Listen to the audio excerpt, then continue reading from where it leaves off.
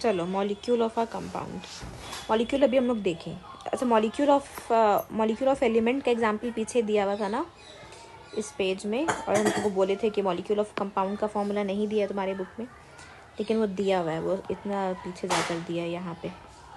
ठीक है, molecule of a compound किसको बोलते हैं हम लोग, जहाँ पर मॉलिक्यूल तो बनता है लेकिन अलग अलग एलिमेंट होता है। जैसे कि यहाँ पर हाइड्रोजन एक अलग एलिमेंट है और ऑक्सीजन एक अलग एलिमेंट है। कार्बन डाइऑक्साइड में ऑक्सीजन अलग एलिमेंट है, कार्बन अलग एलिमेंट है। नाइट्रोजन ऑक्साइड में nitrogen is different, oxygen is different. Ammonia में hydrogen is different and nitrogen is different. Okay, ना molecular formula of a compound, ये भी अभी हम तुमको बताएं कि हम लोग एक कंपाउंड का फॉर्मूला लिखते हैं। ठीक है, लेकिन in case of mixture we do not write any formula. Okay, no formula is required in case of mixture. जैसे ऑक्सीजन, ऑक्सीजन क्या है, O2, O2 क्या है, हम तुमको ऑप्शन दे रहे हैं कि O2, 4 ऑप्शन। फर्स्ट कि क्या वो एटम है, और इज इट एन एलिमेंट, और इज इट अ मॉलिक्यूल, और इज इट अ कंपाउंड। तो which of the options will be correct. Atom तो हो नहीं सकता वो, क्योंकि यहाँ पर अकेला है नहीं, एटम हमेशा अकेला होता है। मतलब if I have written only O then that will be atom, but here I have written O2। Atom हो नहीं सकता, और अगर एटम है नहीं तो एलिमेंट भी नहीं होगा। तो O2 क्या है, मॉलिक्यूल है, because what is the formula of molecule. Molecule means when 2 atoms combine, मतलब 2 ऑक्सीजन कंबाइन करा तब O2 बना ना। तो 2 atoms combine then we get a molecule. तो O2 क्या है, एक मॉलिक्यूल है, और जो मॉलिक्यूल होगा वो तो कंपाउंड भी होगा।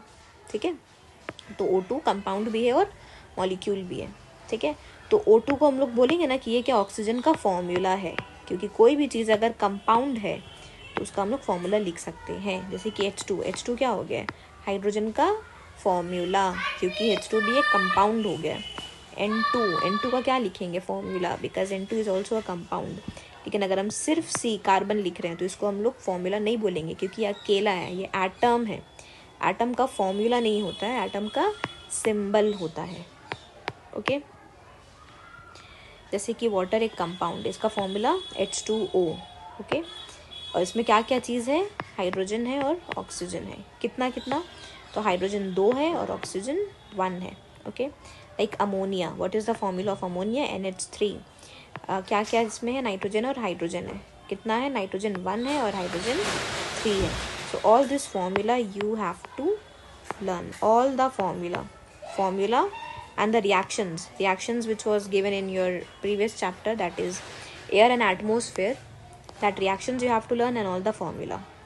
Okay, now come to radicals क्या होता है, radicals मतलब होता है best friends। अब don't write best friends in your exam, I am just giving you example। ठीक है, रेडिकल्स ऐसा चीज़ होता है जिसको हम लोग सेपरेट नहीं कर सकते। ठीक है, कभी कभी क्लास में होता है ना, 2-3 स्टूडेंट्स ऐसा होता है एकदम बेस्ट फ्रेंड, अगर एक बुक नहीं लाई है तो उसके साथ 2-3 लड़की और झूठ बोल देती है कि हम लोग भी बुक नहीं लाए हैं, ताकि सबको ही साथ में बाहर जाके पनिशमेंट मिले सबको, है ना। तो वो लोग क्या है, रेडिकल्स। ठीक है, जैसे कि NH4-, तो ये क्या हो गया, एक रेडिकल, मतलब नाइट्रोजन हमेशा 4 हाइड्रोजन के साथ रहेगा। ठीक है, और रेडिकल पॉजिटिव हो सकता है और इट कैन बी नेगेटिव। ठीक है, like see NH4-, this is a negative radical. NO3-, this is also a negative radical. ठीक है, Cl, अच्छा यहाँ पे प्लस होना चाहिए था, NH4+ होना चाहिए था। हाँ, यहाँ पे शायद वो स्कैन करने की वजह से ऐसा आया, क्योंकि ये पॉजिटिव रेडिकल है। ठीक है, Cl-, this is a negative radical. Negative radical का दूसरा नाम होता है बेसिक रेडिकल्स, और we can say it cations. Cations means positively charged. Acidic radicals और अनायंस का मतलब क्या होता है, negatively charged. Okay, so radicals can, मतलब जैसे कि बेस्ट फ्रेंड्स में भी होता है ना कि कोई कोई अच्छा बेस्ट फ्रेंड्स होता है जो उसको बहुत पढ़ने में हेल्प करता है, और कोई कोई होता है एकदम हमारा बेस्ट फ्रेंड्स, जैसे तुम्हारे क्लास में भी होगी 3-4 हमारा बेस्ट फ्रेंड्स लड़की लोग का ग्रुप, तो वो लोग क्या हो गया, नेगेटिव रेडिकल्स। और जो अच्छा बच्चा लोग का, पढ़ाकू और अच्छा डिसिप्लिन बच्चा लोग का जो ग्रुप होता है वो हो गया पॉजिटिव रेडिकल्स। ओके, चलो, difference between atom, molecule and radical, and this is very very important topic. ठीक है, एटम क्या होता है, एक एलिमेंट का स्मॉलेस्ट यूनिट होता है, ये हम बताएं तुमको। और मॉलिक्यूल क्या होता है, वो किसी एक कंपाउंड या फिर एलिमेंट का हो सकता है। जैसे कि हम लोग पढ़े हैं कि मॉलिक्यूल ऑफ अ कंपाउंड होता है एक, एक होता है मॉलिक्यूल ऑफ अ कंपाउंड और एक होता है मॉलिक्यूल ऑफ एन एलिमेंट, है ना, और एक होता है मॉलिक्यूल ऑफ एन एलिमेंट, ठीक है। Like molecule of a compound जिसमें दो चीज़ मिला हुआ होता है, और मॉलिक्यूल ऑफ एलिमेंट जैसे कि सिर्फ O2H2, ठीक है। और रेडिकल क्या होता है?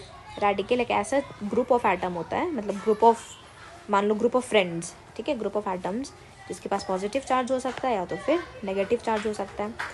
एटम अकेला एग्जिस्ट कर भी सकता है, नहीं भी एग्जिस्ट कर सकता है। जैसे कि अगर हम ऑक्सीजन का बात करें तो ऑक्सीजन अकेला एग्जिस्ट कभी भी नहीं कर पाएगा, उसको हमेशा एक और ऑक्सीजन का ज़रूरत पड़ेगा और तब वो O2 बनकर रह सकता है, लेकिन अकेला कभी एग्जिस्ट नहीं कर सकता। लेकिन कैल्शियम का बात करें हम तो कैल्शियम हमेशा अकेला ही एग्जिस्ट करेगा, हीलियम हमेशा अकेला एग्जिस्ट करेगा, पोटेशियम अकेला एग्जिस्ट करेगा, हाइड्रोजन अकेला एग्जिस्ट नहीं करेगा, उसको एक और हाइड्रोजन चाहिए तब जाकर वो एग्जिस्ट कर पाएगा H2 बनकर, ठीक है। तो एटम अकेला एग्जिस्ट कर भी सकता है, नहीं भी कर सकता है, लेकिन सारा मॉलिक्यूल अकेले एग्जिस्ट कर सकता है, क्योंकि मॉलिक्यूल मतलब क्या, उसके साथ तो हमेशा मॉलिक्यूल मतलब क्या कि दो एलिमेंट मिला हुआ होगा, तो एक तो उसको मिल ही गया, मतलब O2, मतलब ऑलरेडी उसमें दो ऑक्सीजन है, तो उसको और क्या चाहिए फिर, तो वो अकेला एग्जिस्ट कर सकता है, क्योंकि मॉलिक्यूल मतलब ही होता है कि दो या दो से ज़्यादा एटम उसमें मिला हुआ होगा, ठीक है। लेकिन रेडिकल कभी भी अकेला एग्जिस्ट नहीं कर सकता है, ठीक है। और एटम क्या होता है, किसी भी एक एलिमेंट का सारा प्रॉपर्टीज़ को रिप्रेजेंट करता है, सेम मॉलिक्यूल्स का भी, मॉलिक्यूल्स भी सारा प्रॉपर्टीज़ को रिप्रेजेंट करता है। लेकिन रेडिकल में ऐसा नहीं होता। रेडिकल क्या करता है कि वो दूसरा, जैसे कि अगर हम बात करें NH4+ का, तो ये पॉजिटिवली चार्ज्ड है, तो ये किसके साथ करेगा, नेगेटिवली चार्ज के साथ रिएक्शन करेगा और फिर जाकर ये इंडिपेंडेंटली एग्जिस्ट कर पाएगा। तो हमेशा हर किसी को नेगेटिव मतलब ऑपोजिट चार्ज वाला चाहिए होता है। अगर ये खुद पॉजिटिव चार्ज है तो इसको नेगेटिव चार्ज वाला रेडिकल चाहिए होगा, तभी जाके ये एग्जिस्ट कर पाएगा, ठीक है। जैसे कि ये देखो, और रेडिकल के ऊपर में हमेशा कुछ चार्ज होगा, जैसे कि यहाँ पे O2-, तो एक चार्ज लगा हुआ है ना, या तो पॉजिटिव चार्ज होगा या तो नेगेटिव चार्ज होगा। एटम्स का एग्जाम्पल अकेला O, ठीक है, मॉलिक्यूल के एग्जाम्पल O2 और रेडिकल के एग्जाम्पल O और उसका ऊपर में होगा 2-, ठीक है। Now come to valency. Valency को बोला जाता है कि वो कितना एटम के साथ कंबाइन कर सकता है। जैसे कि एक ऑक्सीजन वो सिर्फ एक ही के साथ और कंबाइन कर सकता है, तो उसको हम लोग फिर O2 बन जाएगा। तो ऑक्सीजन का वैलेंसी कितना हो गया, ऑक्सीजन का वैलेंसी हो गया 2। लेकिन अभी तुम बोलोगी कि हम लोग तो ओजोन देखे अभी, जिसमें ऑक्सीजन 3 मिलकर O3 बनाता है ना, तो ये एक एक्सेप्शनल केस है, ठीक है। ये जनरली होता नहीं है, लेकिन ये एक्सेप्शनल केस है, ठीक है। जैसे कि मान लो NH3, तो नाइट्रोजन कितना के साथ कंबाइन करा हुआ है, 3 हाइड्रोजन के साथ कंबाइन किया गया है, तो नाइट्रोजन का वैलेंसी कितना होगा 3, ठीक है। तो अब कुछ कुछ एलिमेंट्स ऐसा होता है जिसका जो मोनोवैलेंट होता है। मोनोवैलेंट मतलब जिसका वैलेंसी होगा 1, ठीक है, जैसे कि सोडियम, पोटेशियम। बाईवैलेंट मतलब जिसका वैलेंसी होगा 2, जैसे कि कैल्शियम, मैग्नीशियम। ट्राईवैलेंट जिसका वैलेंसी होगा 3, एल्यूमिनियम, नाइट्रोजन। टेट्रावैलेंट जिसका वैलेंसी होगा 4, जैसे कि कार्बन, सिलिकॉन, ठीक है। अब तुमको क्या करना है कि ये सारा रेडिकल्स देखो, ये सारा जो है ये तुम्हारा रेडिकल्स है, ये रेडिकल्स है, ये पॉजिटिवली चार्ज रेडिकल्स है, ये नेगेटिवली चार्ज रेडिकल्स है, ठीक है। नहीं, ये पॉजिटिवली कहाँ से है, सल्फेट तो नेगेटिव चार्ज होता है, हमको साइन दिख नहीं रहा कुछ इसमें।